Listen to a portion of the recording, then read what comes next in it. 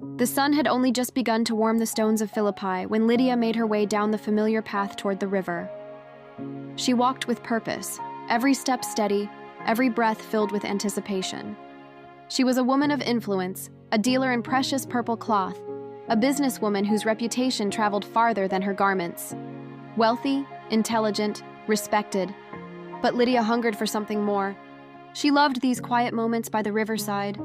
Here, away from the noise of the marketplace and the weight of responsibility, she gathered with a handful of others, Jews and Gentile God-fearers, to pray.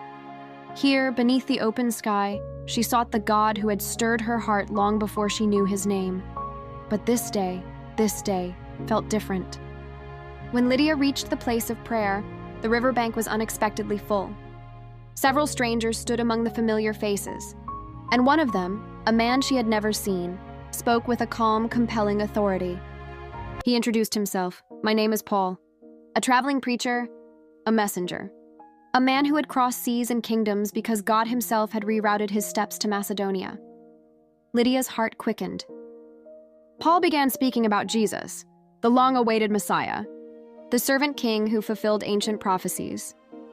He spoke of a God who did not shut doors but opened them wide, who welcomed Jew and Gentile, male and female, rich and poor, everyone who would receive him. His words didn't simply fall on Lydia's ears. They pierced straight into the deepest part of her soul. Her breathing slowed. Her thoughts stilled. It felt as if heaven itself leaned in.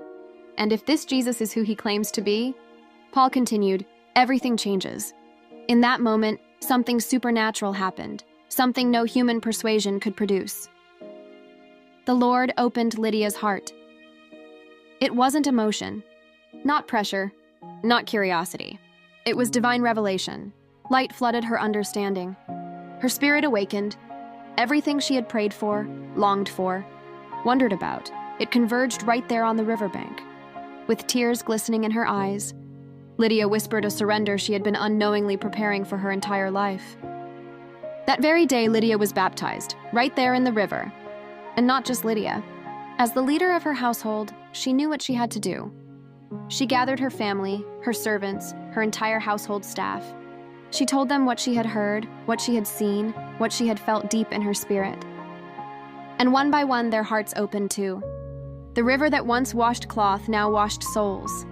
But Lydia didn't stop at receiving the good news. She responded to it. She approached Paul and his companions, her voice bold and warm at the same time. "If you consider me a believer in the Lord, come and stay at my house." It wasn't a suggestion. It wasn't timid. It was the fierce generosity